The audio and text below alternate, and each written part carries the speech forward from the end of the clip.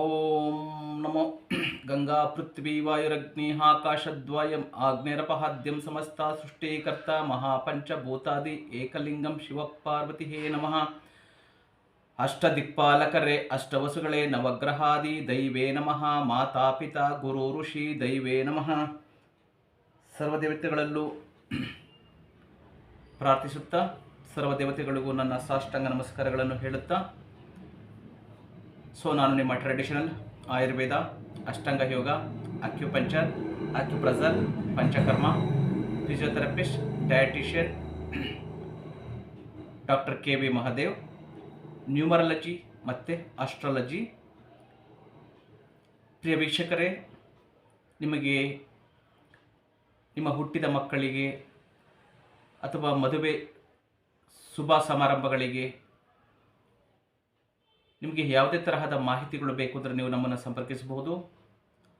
ಮಕ್ಕಳ ಜಾತಕ, ಕುಂಡಲಿ, ಹಾಗೆ ಗುದ್ದಲಿ ಪೂಜೆ, ಸತ್ಯನಾರಾಯಣ ಸ್ವಾಮಿ ಪೂಜೆ, ಹಾಗೆ ನಿಮ್ಮ ಆರೋಗ್ಯ ಸಮಸ್ಯೆಗಳು, ಮೆಂಟಲಿ ಫಿಸಿಕಲಿ ಡಿಸ್ಟರ್ಬ್ ಆಗಿದ್ದರೆ, ಯಾವುದೇ ತರಹದ ಆರೋಗ್ಯ ಸಮಸ್ಯೆಗಳಿದ್ದರೂ ಅಥವಾ ಯಾವುದೇ ತರಹದ ಮಾನಸಿಕ ಮತ್ತು ದೈಹಿಕ ಸಮಸ್ಯೆಗಳು, ಮೆಂಟಲಿ ಫಿಸಿಕಲಿ ನೀವು ಡಿಸ್ಟರ್ಬ್ ಆಗಿದ್ದರೆ ನೀವು ನಮ್ಮನ್ನು ಸಂಪರ್ಕಿಸಬಹುದು.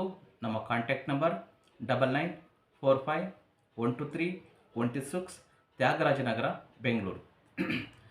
ಪ್ರಿಯ ವೀಕ್ಷಕರೇ ಮತ್ತು ಬಂಧುಗಳೇ, ನಮ್ಮದು ಆಯುರ್ವೇದ, ಅಷ್ಟಾಂಗ ಯೋಗ, ಅಕ್ಯುಪಂಚರ್, ಅಕ್ಯುಪ್ರೆಷರ್, ಆಧ್ಯಾತ್ಮ, ಧ್ಯಾನ, ಪ್ರಾಣಾಯಾಮ, ಯೋಗ, ಹಲವಾರು ಶಾಲಾ ಕಾಲೇಜುಗಳಲ್ಲಿ ಸುಮಾರು 6,000 to 7,000 ಸ್ಟೂಡೆಂಟ್ಸ್ಗಳಿಗೆ ನಾನು ಯೋಗವನ್ನು ಹೇಳ್ಕೊಡ್ತಿದ್ದೀನಿ. ಹಾಗೆ ನ್ಯೂಮರಾಲಜಿ ಮತ್ತು ಆಸ್ಟ್ರಾಲಜಿ, ಕುಂಡಲಿ, ವಾಸ್ತುಶಾಸ್ತ್ರ ಇದರ ಬಗ್ಗೆ ತುಂಬ ಆಳವಾದಂತಹ ಜ್ಞಾನ ಇದೆ. ತಮಗೆ ಅವಶ್ಯಕತೆ ಇದ್ದರೆ ತಾವು ನಮ್ಮನ್ನು ಕಾಂಟ್ಯಾಕ್ಟ್ ಮಾಡಿ.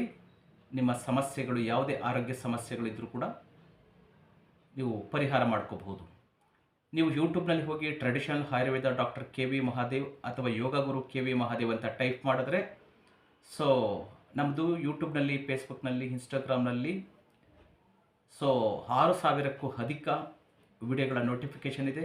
ನಮ್ಮಲ್ಲಿ ಟ್ರೀಟ್ಮೆಂಟ್ ತಗೊಂಡಂತಹ ಸಾವಿರಾರು ಜನ ರೋಗಿಗಳ ಒಂದು ಇಂಟರ್ವ್ಯೂ ಇದೆ, ಅದನ್ನು ನೀವು ನೋಡಬಹುದು. ಹಾಗೆ ನಿಮಗೇನಾದರೂ ನಮ್ಮ ಅವಶ್ಯಕತೆ ಇದ್ದರೆ ನೀವು ನಮ್ಮನ್ನು ಸಂಪರ್ಕಿಸಬಹುದು.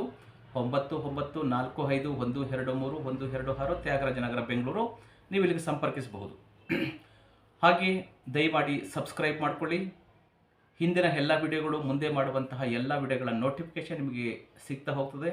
ನಿಮಗೆ ಜ್ಞಾನ ಜಾಸ್ತಿ ಆಗಲಿ, ಆಧ್ಯಾತ್ಮ, ಸ್ಪಿರಿಚುವಲ್ ಅನ್ನುವಂತಹದ್ದು ನಿಮಗೆ ಬರಲಿ.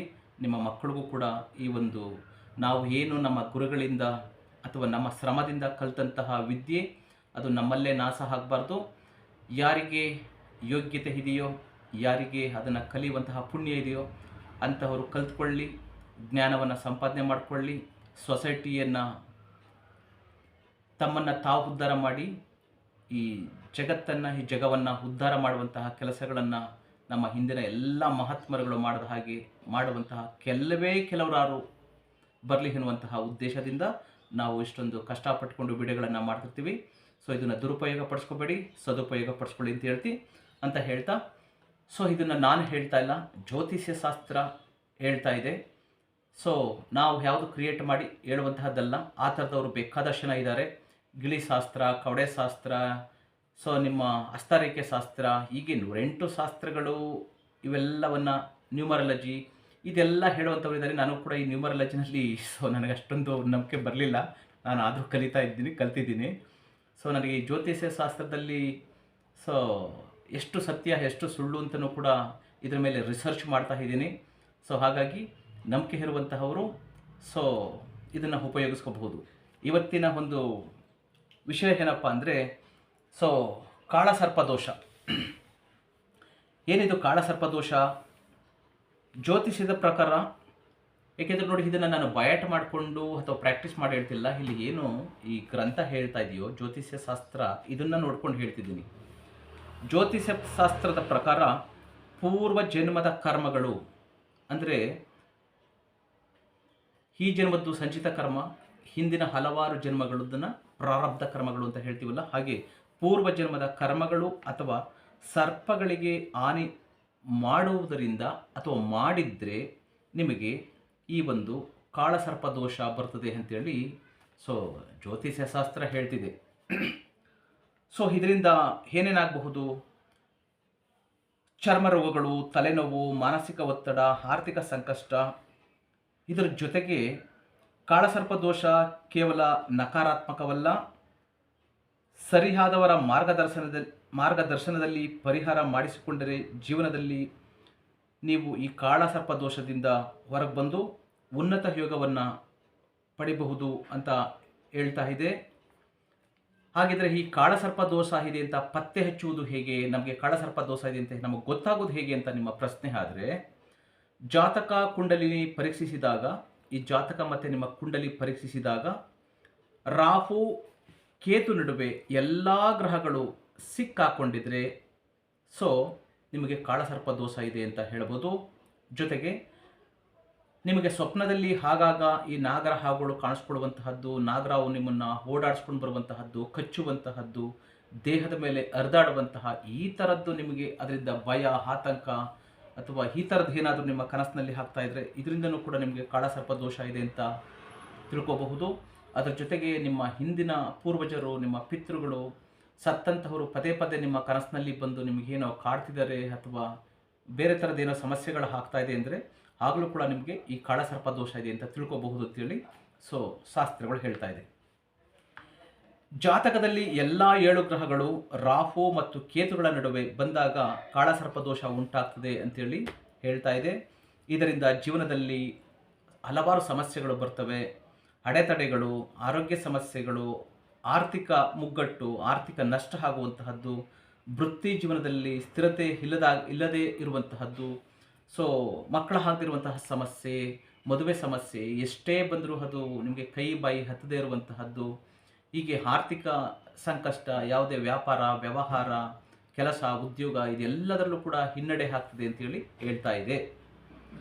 ಸೊ ಈ ಕಾಳಸರ್ಪ ದೋಷದಲ್ಲಿ ಹಲವಾರು ವಿಧಗಳಿದೆ. ಅದರಲ್ಲಿ ನಾನು ಮೊದಲೇ ಹೇಳಿದಾಗೆ ರಾಹುಕೇತು ನಡುವೆ ಸೂರ್ಯ, ಚಂದ್ರ, ಮಂಗಳ, ಬುಧ, ಗುರು, ಶುಕ್ರ ಮತ್ತು ಶನಿ ಗ್ರಹಗಳು ಬಂದಾಗ ಕಾಳಸರ್ಪ ದೋಷ ಉಂಟಾಗ್ತದೆ. ಯಾರ ಕುಂಡಲಿನಿ ನಾವು ಪರೀಕ್ಷೆ ಮಾಡಿದಾಗ ಜಾತಕದ ಪ್ರಕಾರ ಈ ಥರ ಅವರು ಹುಟ್ಟಿದಂತಹ ಟೈಮ್ನಲ್ಲಿ, ಅವ್ರು ಹುಟ್ಟಿದಂತಹ ದಿನಾಂಕ, ವಾರ, ಟೈಮ್ಗಳನ್ನು ನಾವು ಪರೀಕ್ಷೆ ಮಾಡಿದಾಗ ಈ ಥರದ್ದು ಏನಾದರೂ ಕಂಡ್ರೆ ಅವರಿಗೆ ಕಾಳಸರ್ಪ ದೋಷ ಇದೆ ಅಂತೇಳಿ ನಾವು ಕಂಡುಹಿಡ್ಕೋಬಹುದು. ಸೊ ಇದರಲ್ಲಿ ವಿಧಗಳನ್ನು ನೋಡ್ತಾ ಹೋಗೋಣ.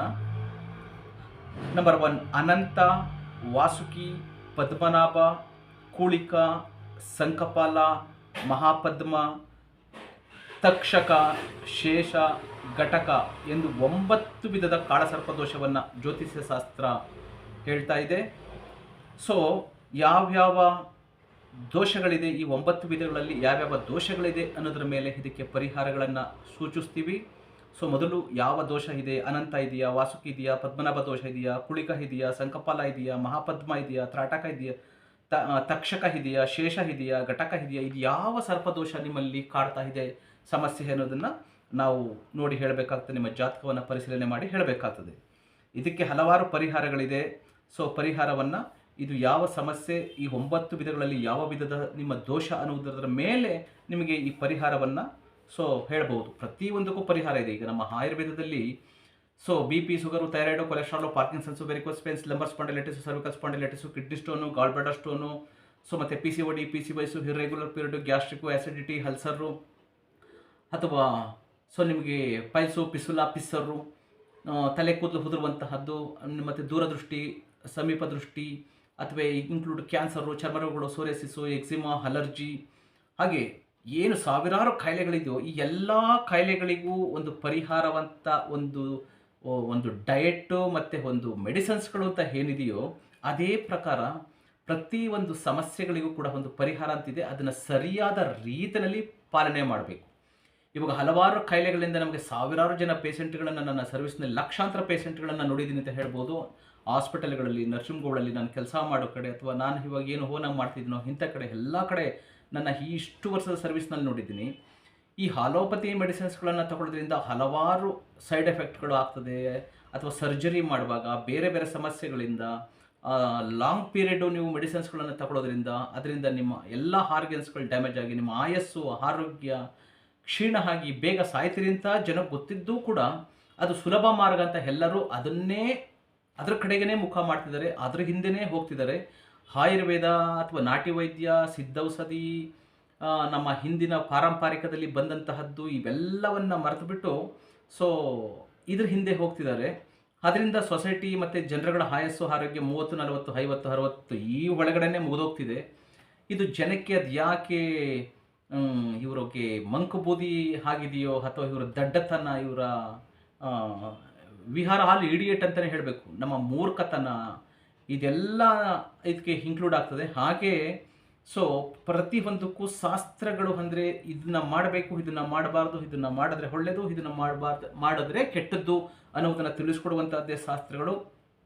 ಒಂದು ಪೂಜೆ ಆಗಲಿ, ಪುನಸ್ಕಾರ ಆಗಲಿ, ಒಂದು ಯೋಗ ಆಗಲಿ, ಧ್ಯಾನ ಆಗಲಿ, ಪ್ರಾಣಾಯಾಮ ಆಗಲಿ, ಆಹಾರ ಪದ್ಧತಿ ಆಗಲಿ, ಜೀವನ ಕ್ರಮ ಆಗಲಿ, ಅದು ತುಂಬ ಶಾಸ್ತ್ರಬದ್ಧವಾಗಿದೆ. ಹೀಗೇ ಮಾಡಿದ್ರೆ ಮನುಷ್ಯ ತನ್ನ ಜನ್ಮವನ್ನು ಸಾರ್ಥಕ ಪಡಿಸ್ಕೋಬಹುದು, ಮುಂದಿನ ಯಾವುದೇ ಜನ್ಮಗಳು ಬರೆದಾಗೆ ಮುಕ್ತಿ ಪಡ್ಕೋಬಹುದು ಅನ್ನೋದನ್ನು ನಮ್ಮ ಋಷಿಗಳು, ಮಹರ್ಷಿಗಳು, ಯೋಗಿಗಳು, ಧ್ಯಾನಿಗಳು, ತಪಸ್ವಿಗಳು, ಸೊ ದೇವರ್ಷಿಗಳು ಎಲ್ಲ ತಿಳಿಸ್ಕೊಟ್ಟು ಹೋಗಿದ್ದಾರೆ. ನಮ್ಮ ನೇಚರು, ಈ ಮಹಾಪಂಚಭೂತ ನಾವೇನು ದೇವರು ಅಂತ ಕರಿತೀವೋ, ಸೊ ಈ ಮಹಾಪಂಚಭೂತಗಳು ಕೂಡ ಎವ್ರಿ ಸೆಕೆಂಡ್ ತಿಳಿಸ್ಕೊಡ್ತಿದ್ದಾವೆ. ಆದರೆ ಈ ಮೂರ್ಖ ಜನಗಳಿಗೆ, ದಡ್ಡ ಜನಗಳಿಗೆ ಸೊ ಇದು ಯಾವುದು ಕೂಡ ಅರ್ಥ ಆಗ್ತಿಲ್ಲ. ಸೊ ಅರ್ಥ ಆಗಬೇಕು ಅಂದರೆ ಅದಕ್ಕೂ ಕೂಡ ಈ ಒಂದು ಮಾಯೆ ಅನ್ನೋದು ಆವರಿಸ್ಕೊಂಡ್ಬಿಟ್ಟಿದೆ ಅಂತ ಅನ್ಬಹುದು. ಹಾಗಾಗಿ ಈ ಮಾಯೆಯಿಂದ ಯಾರು ಹೊರಗಡೆ ಬರ್ತಾರೋ ಅವರು ಸೊ ಇಂತಹದನ್ನು ಪಡ್ಕೋತಾರೆ. ಸೊ ಒಳ್ಳೆಯವರ, ಸಜ್ಜನರ ಸಹವಾಸ, ಒಳ್ಳೆಯದನ್ನು, ಯಾವುದು ಸತ್ಯ ಯಾವುದು ಸುಳ್ಳು ಇವಾಗ ನಾನೇ ಹೇಳ್ತಾ ಇದ್ದೀನಿ.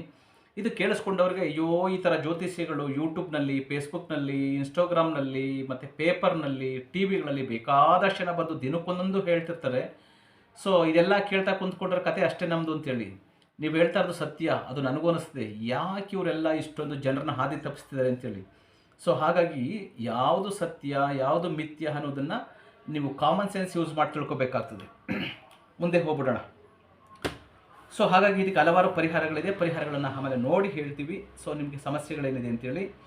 ಸೊ ಹಾಗಾಗಿ ನೋಡಿ, ಇದರಲ್ಲಿ ನಾನು ಹೇಳಿದ್ದೀನಿ ನಿಮಗೆ ಕಾರಣ ಅಂತಂದರೆ ಜ್ಯೋತಿಷ ಪ್ರಕಾರದ ಇದು ಪೂರ್ವಜನ್ಮದ ಕರ್ಮಗಳಿಂದ ಬರುವಂತಹದ್ದು. ಅಥವಾ ಸರ್ಪಕ್ಕೆ ನೀವೇನಾದರೂ ಯಾವುದೇ, ಬರೀ ಸರ್ಪ ಅಂತಲ್ಲ, ನೀವು ಯಾವುದೇ ಪ್ರಾಣಿ ಹಿಂಸೆ ಅಥವಾ ಮನುಷ್ಯರ ಹಿಂಸೆ ಆದರೂ ಕೂಡ ಅವು ಅಯ್ಯೋ ಅಂದಿದ್ದು, ಅವು ಕಣ್ಣೀರು ಹಾಕಿದ್ದು, ಅವು ನೋವುಗಳು, ಯಾವುದೇ ಈ 9 ಕೋಟಿ ಜೀವರಾಶಿಗಳಿಗೆ ಯಾರಿಗೂ ಕೂಡ ನೀವು ತೊಂದರೆ ಕೊಟ್ಟರೂ ಕೂಡ ಅದು ಪಾಪನೇ. ಅದಕ್ಕೆ ಪ್ರಾಯಶ್ಚಿತ ನೀವು ಅನುಭವಿಸ್ತೀರಿ. ಇನ್ಕ್ಲೂಡ್ ನಾನಾದರೂ ಅಷ್ಟೇ, ನೀವಾದರೂ ಅಷ್ಟೇ. ಇದು ಸತ್ಯ, ಇದನ್ನು ಬರೆದಿಟ್ಕೊಂಬಿಡಿ ಒಂದು ಕಡೆಗೆ. ಅದೇ ರೀತಿ ಆರೋಗ್ಯ ಸಮಸ್ಯೆಗಳು, ಚರ್ಮ ರೋಗಗಳು, ತಲೆನೋವು, ಮಾನಸಿಕ ಒತ್ತಡ, ಮೆಂಟಲಿ ಡಿಪ್ರೆಷನ್ ಆಗುವಂತಹದ್ದು, ಆರ್ಥಿಕ ಸಂಕಷ್ಟ, ಸೊ ಇದೆಲ್ಲ ಬರುವಂತಹದ್ದು. ಸೊ ಜೀವನಕ್ಕೆ ತೊಂದರೆಗಳು, ಶ್ರಮಕ್ಕೆ ತಕ್ಕ ಫಲ ಸಿಗದೇ ಇರುವಂತಹದ್ದು, ಅತಿಶ್ರಮ, ಅಲ್ಪ ಫಲ, ದೀರ್ಘಕಾಲದ ಚರ್ಮ ರೋಗಗಳು, ಮನೆಯಲ್ಲಿ ಜಗಳ ಆಗುವಂತಹದ್ದು, ಮಕ್ಕಳಾಗದೇ ಇರುವಂತಹದ್ದು ಅಥವಾ ಮಕ್ಕಳಾಗೋದ್ರಲ್ಲಿ ವಿಳಂಬ ಆಗುವಂತಹದ್ದು, ಈ ಎಲ್ಲ ಸಮಸ್ಯೆಗಳನ್ನು ನೋಡಬಹುದು. ಸೊ ಇದರಲ್ಲಿ ಅನಂತ ಕಾಳ ಸರ್ಪದೋಷ ಅಂತಿದೆ. ಅಂದರೆ ರಾಹು ಲಗ್ನದಲ್ಲಿ 1ನೇ ಮನೆ ಮತ್ತು ಸಪ್ತಮದಲ್ಲಿ 7ನೇ ಮನೆಯಲ್ಲಿ ಇದ್ದು ಉಳಿದ ಗ್ರಹಗಳು ಇವೆರಡರ ಮಧ್ಯೆ ಇದ್ದಾಗ ಇದನ್ನು ಅನಂತ ಕಾಳ ಸರ್ಪದೋಷ ಅಂತ ಹೇಳ್ತೀವಿ. ಸೊ ಇದರಿಂದ ವೈವಾಹಿಕ ಜೀವನಕ್ಕೆ ಸಮಸ್ಯೆ, ಮಾನಸಿಕ ಒತ್ತಡ, ಸೊ ಈ ಥರದ್ದು ಬರುವಂತಹದ್ದು. ಹಾಗೆ ನಿಮಗೆ ಘಾತಕ ಕಾಳ ಸರ್ಪದೋಷ ಅಂತ ಇದೆ. ಇದು ರಾಹು 10ನೇ ಮನೆಯಲ್ಲಿ ಮತ್ತು ಕೇತು 6ನೇ ಮನೆಯಲ್ಲಿ ಇದ್ದಾಗ ಈ ದೋಷ ಉಂಟಾಗ್ತದೆ. ಇದರಿಂದ ಸಂಕಷ್ಟ ಮತ್ತು ಹಣಕಾಸಿನ ಮುಗ್ಗಟ್ಟು ಸೊ ಬರುವಂತಹದ್ದು ಆಗ್ತದೆ. ಅದೇ ರೀತಿ 3ನೇದು ಬಂದು ಈ ಕೂಳಿಕ ಕಾಳಸರ್ಪ ದೋಷ ಅಂತಿದೆ. ಇದು ರಾಹು 2ನೇ ಮನೆಯಲ್ಲಿ ಮತ್ತು ಕೇತು 8ನೇ ಮನೆಯಲ್ಲಿ ಇದ್ದಾಗ ಈ ಕೂಳಿಕ ಕಾಳಸರ್ಪ ದೋಷ. ಆದ್ದರಿಂದ ಇದು ಬಂದಾಗ, ಇಂತಹ ಸಮಸ್ಯೆಗಳು ಬಂದಾಗ ನಿಮಗೆ ಆರ್ಥಿಕ ನಷ್ಟ, ಆರೋಗ್ಯ ಸಮಸ್ಯೆ ಬರ್ತದೆ. ಇದಕ್ಕೆ ಹಲವಾರು ದೋಷಗಳು, ಲಕ್ಷಣಗಳು ಕೂಡ ನಿಮಗೆ ಗೋಚರ ಆಗ್ತದೆ.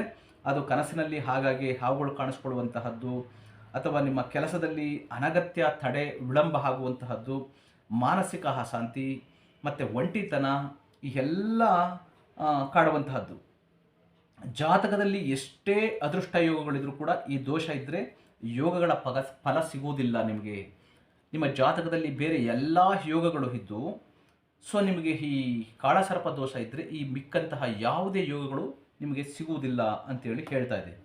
ಸೊ ಇದನ್ನು ನೋಡಿ, ಒಂದು ಉತ್ತರ ಕಾಲಾಮೃತ ಮತ್ತು ಬೃಹತ್ ಜಾತಕ ಚಿಂತಾಮಣಿ ಅಂತನೋ, ಬೃಹತ್ ಜಾತಕ ಮತ್ತು ಉತ್ತರ ಕಾಲಾಮೃತ ಈ ಗ್ರಂಥಗಳಲ್ಲಿ ಇದರ ಉಲ್ಲೇಖ ಇದೆ. ಈ ರಾಹು ಮತ್ತು ಕೇತುಗಳ ನಡುವೆ ಯಾವುದೇ ಗ್ರಹ ಹೊರಗೆ ಇದ್ದರೆ ಇಲ್ಲಿ ಪರಿಹಾರ ನೋಡಿ, ಅಂದರೆ ಯಾವುದು ಇದಕ್ಕೆ ಯಾರು ಅಪ್ಲೈ ಆಗೋದಿಲ್ಲ ಅಂದರೆ ಯಾವುದು ಈ ಒಂದು ಕಾಳಸರ್ಪ ದೋಷಕ್ಕೆ ಯಾರು ಇದಕ್ಕೆ ಸೇರೋದಿಲ್ಲ ಅಥವಾ ಯಾರು ಇದಕ್ಕೆ ಅಪ್ಲೈ ಆಗೋದಿಲ್ಲ ಅಂದರೆ ರಾಹು ಮತ್ತು ಕೇತುಗಳ ನಡುವೆ ಯಾವುದೇ ಗ್ರಹ ಹೊರಗೆ ಇದ್ದರೆ ಇದು ಅನ್ವಯಿಸುವುದಿಲ್ಲ, ಅಂತಹವರಿಗೆ ಇದು ಅನ್ವಯಿಸುವುದಿಲ್ಲ ಅಂತ. ಚಂದ್ರ ರಾಹು ಮತ್ತು ಕೇತು ಮಧ್ಯೆ ಸಿಲುಕಿದರೆ ದೋಷ ಸಮಸ್ಯೆ ಉಂಟಾಗುವುದಿಲ್ಲ. Point number 2. ಪಾಯಿಂಟ್ ನಂಬರ್ 3, ಗುರುವಿನ ದೃಷ್ಟಿ ಈ ಎರಡರ ಮೇಲಿದ್ದರೆ ದೋಷ ಇಲ್ಲ.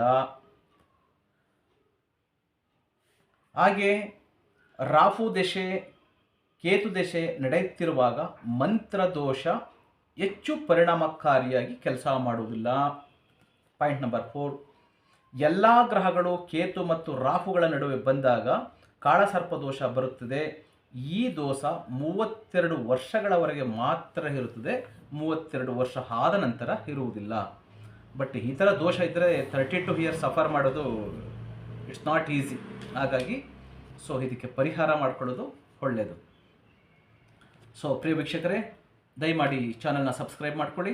ನಾನಿವತ್ತು ತುಂಬ ಫಾಸ್ಟಾಗಿ ಹೇಳಿದೆ, ಏಕೆಂದರೆ ನನಗೆ ಯಾವುದೋ ಒಂದು ಕಾಲೇಜಿನಲ್ಲಿ ಇವತ್ತು ಒಂದು ಮೀಟಿಂಗ್ ಇದೆ, ಹಾಗೆ ಒಂದು 2-3 ಜನ ಪೇಷೆಂಟ್ಗಳು ನೋಡೋದಿದೆ. ಹಾಗಾಗಿ ನಾನಿವತ್ತು ಬೇಗ ಫಾಸ್ಟಾಗಿ ಹೇಳಿ ಮುಗಿಸ್ಬಿಟ್ಟಿದ್ದೀನಿ, ಕ್ಷಮೆ ಇರಲಿ.